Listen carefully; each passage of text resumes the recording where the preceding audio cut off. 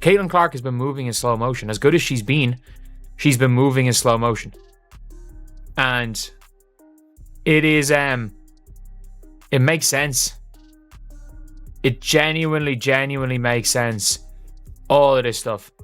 And you've got Scott Agnes, a reporter, saying that the injury has been bothering her since training camp. So she's been playing. So essentially, she was massaging the area and wearing a pad during the Iowa preseason game. They're saying lower leg injury for some reason. Minor quad strains need 2 to 4 weeks of rest, and they can nag you.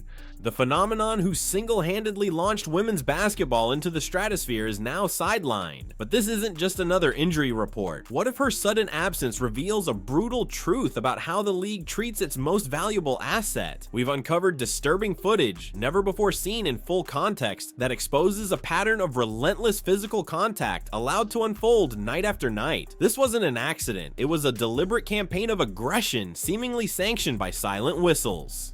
The WNBA has a profound problem, a deep-seated failure to protect its cornerstone, and the consequences are about to be catastrophic. This is the untold story of how they let their biggest star get broken and what it truly means for the future of the game. Look at this. Look at this.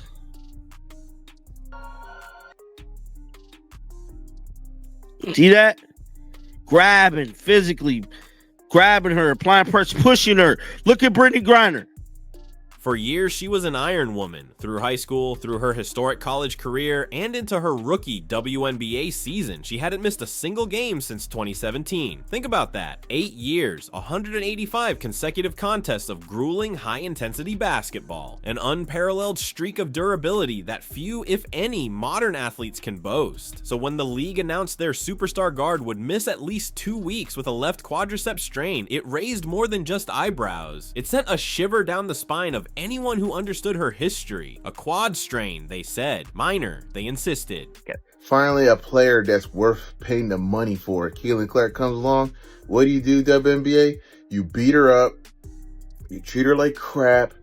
You treat her like she's dog doo-doo, dude. I never seen this in any sport, bro. Not even Jordan. But anyone with half a brain knows muscle injuries don't follow convenient timelines, especially not when a player has been pushing through discomfort for weeks, possibly since training camp. Whispers from those close to the team, and even observant fans, had already hinted at her struggles. There were reports of her constantly massaging the area, wearing protective pads, and even using heating pads on her quad during games. She was battling something unseen, pushing through profound pain, and it was evident on the court. Her usually explosive three-point shots were falling short, a clear sign that her legs, the very source of her power, were compromised. This wasn't a sudden, isolated incident. It was a slow, agonizing breakdown happening right before our eyes, a ticking time bomb the league chose to ignore.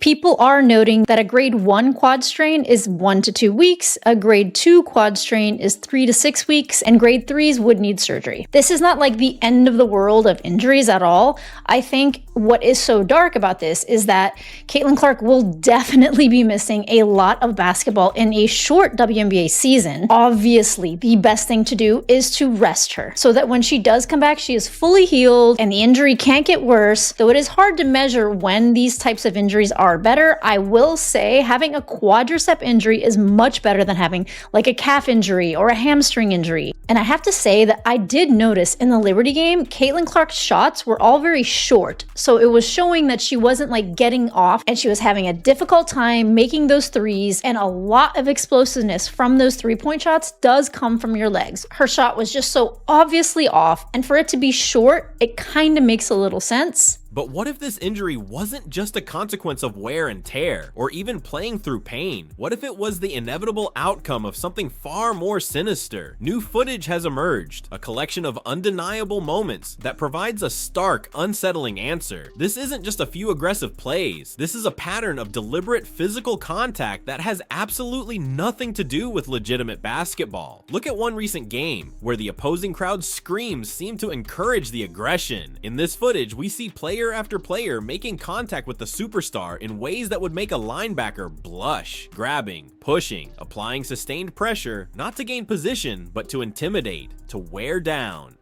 The commissioner's the worst commissioner in sports. She is horrible. She wants rivalries, this WWE style. Like, nobody wants to see that, Kathy. You're a horrible commissioner. You know what? Have some dignity and just resign today. You ruined this thing. You ruined a great thing. This could be the first time you don't need the NBA assistants to go in the green. But you're going to go in the red this year because you're an idiot. You're stupid, and the fans don't like this shit. We want to see quality basketball. Nobody's asking for Keelan Clark to get a handout. We just want to see some fair refereeing, because these referees from Temu and Wayfair, they're garbage, bro. I seen better refereeing at a Pee Wee game, bro, at AAU. They suck. And then on top of that, the players, they're just not likable, man. They're not. That's the problem with the league. They're not likable. Caitlin Clark's likable. This wasn't about trying to stop a shot or get a rebound. It was about systematically targeting the league's biggest star, turning legitimate defensive plays into something bordering on outright physical punishment. This wasn't basketball. It was a relentless physical onslaught, allowed to happen in broad daylight, piece by piece, building up to the eventual collapse of her quad. The smoking gun is out there, and it's a clear indictment of a league that failed to protect its most valuable asset, creating an environment where such a dangerous pattern could flourish. Look at this. Look at how physical they are. Now, granted, Caitlin Clark has been in the weight room this season, but I'm telling you right now, there is only so much your body can take, man. Look at how close Ryan Howard playing her. This is crazy.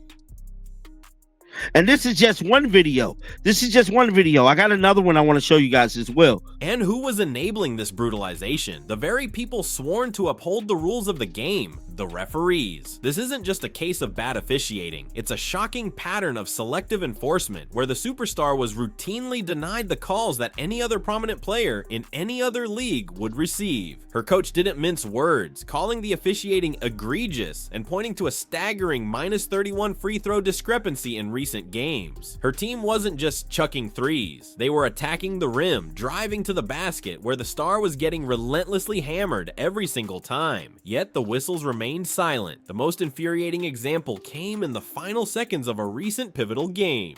Be here with you guys today. If there wasn't any worry going on in the WNBA executive offices, if there was no worry, oh, people aren't going to turn off, oh, people are still going to show up, if that was the thought that they were having up there in WNBA La La Land, well, now might be the time to hit the panic button. 48 hours after news hits that Caitlin Clark is injured and she'll be missing 2 weeks, the market has responded, and the market has told the WNBA, we don't want this. We want her, but we don't want this. What am I talking about? Indiana Fever ticket prices to games over the next 2 weeks have dropped 42% since Caitlin Clark's injury announcement, an average ticket price of $137, all the way down to $80. A clear, undeniable contact was made on her on the game's final possession, a play that should have been an obvious foul, giving her team a chance to win, but the referees just stood there, watching her get seemingly mugged with the game on the line. She immediately looked to the officials, shouting in disbelief when no call came, her teammates approaching the refs in protest, but nothing. Radio silence from officials who apparently think basketball is supposed to be a contact sport when it comes to her. This wasn't incompetence. This was a deliberate pattern. A tacit green light given to opposing players to take liberties with the league's most visible talent. And now, that dangerous pattern has culminated in an injury that will cost the league millions, not just in revenue, but in credibility.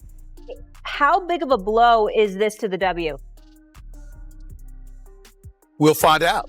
We don't know yet, but I'm going to be really, really interested in seeing, Molly, what kind of effect this has on the WNBA's ratings, because if for some reason there is a precipitous drop-off, then everybody needs to stand down and recognize the fact that the speculation or the assertions and assumptions about her being the golden goose is validated. The timing of this injury couldn't be worse for the league, and frankly, they deserve every bit of the financial pain that's coming their way. Let's talk numbers, because numbers don't lie, unlike some officials apparently do.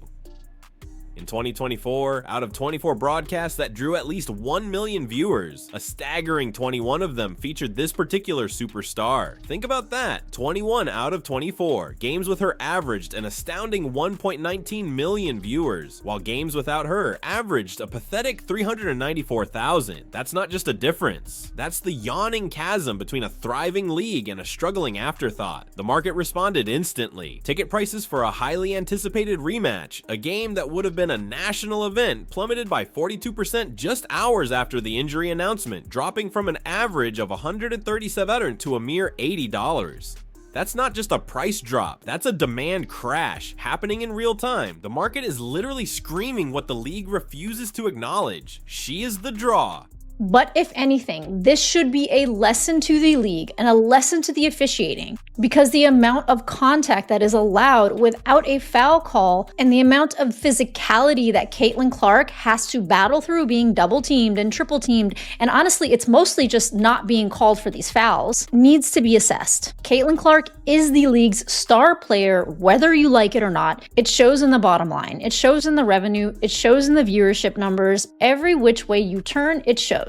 And as the league star player, she should not be bullied around or ragdolled, just pushed around like she is. There is an undeniable disparity in the officiating. I mean, think about the Kobe whistle in the NBA. No one touched him without an issue. She is the reason people care. Without her, interest evaporates faster than a missed free throw. Beyond the television screens, her absence casts a long shadow. Local tourism boards reported a 501% surge in visits to their team's specific webpage after she was drafted. Hotel bookings in the team's city correlate directly with home games. A $75 million practice facility is currently under construction, largely because of the unprecedented interest she generates. This isn't just about basketball, it's about an entire economic ecosystem that revolves around one player. Now, that ecosystem is about to experience a devastating drought, and it was entirely preventable. There is literally footage of Caitlin Clark putting heat compression towards her leg. There is literally footage of her putting heat packs on her leg. There is new footage of her heating up her quad when she's playing. And by the way, people have been at games. I've been getting, if you look like my comment section, I don't read my comment section that much, I'm going to be honest, but some of the times where I have read my comment section, people have genuinely been like, I'm at the game, Caitlin Clark does not look right on the sideline. Caitlin Clark is coming out, she has heat compression on her quad. She was playing injured. But why would the league allow this? Why would they risk their golden goose, their one true superstar, to such a brutal fate? Some point directly to the league's commissioner, accusing her of promoting a WWE-style rivalry, a misguided attempt to boost engagement by trading legitimate competition for manufactured drama. Fans don't want to see players getting mauled or ragdolled on the court. They want quality basketball, fair play, and competitive excellence. The sentiment is clear. Nobody asked for special treatment, just fair refereeing. The league's problem isn't a lack of talent, it's a culture problem, a leadership problem. They've allowed a narrative of physical, almost malicious targeting to take root, seemingly believing it fuels interest. To the projections, we're looking at $875 million could easily eclipse $1 billion on her economic impact. Caitlin Clark entering the league last year was responsible for 26.5% of all of their economic activity. So revenue from merchandise, which again, with the CBA as it is currently, she doesn't see a dime of any of that. TV, and then ticket sales, obviously, which again, they don't get anything from that. We know that wherever she goes, she's selling out arenas. The ticket prices skyrocket. Like even trying to get tickets to Carver Hawkeye Arena when they played the Brazilian national team at her old school was just insane prices. If she's going on the road, wherever she's going, ticket sales jumped by 140%. Average is $312. Like, that's crazy. But the financial fallout from this star's injury proves the exact opposite. This dangerous philosophy has not only jeopardized her career, but has pulled the rug out from under the league's own newfound success. The question now looms, did the league actively or passively undermine its own future by fostering an environment where its brightest star became a target rather than a protected asset? The answers, as they often are, point to a fundamental misunderstanding at the highest levels of the game.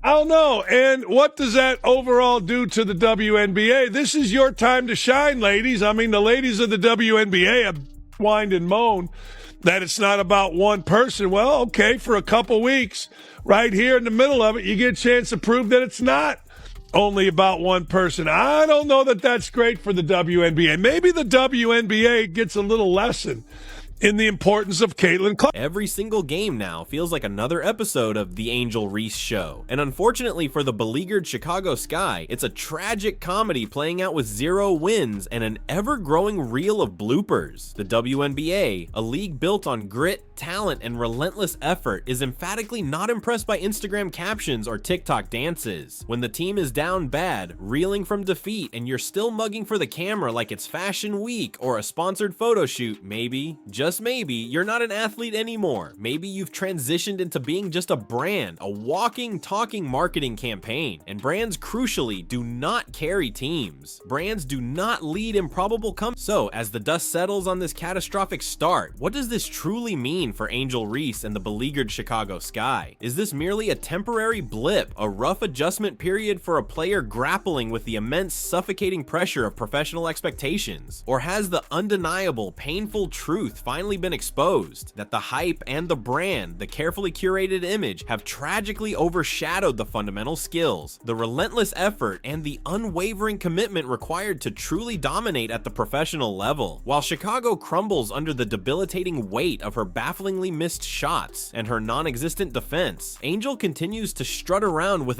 the league now faces a critical test, a harsh reality check. Will they use this star's absence as a wake-up call to finally address the horrific officiating problems that directly led to this injury? Will they acknowledge that allowing players to systematically target their biggest star is not only morally reprehensible, but also disastrous for business? Or will they continue to pretend that what happened is just part of the game?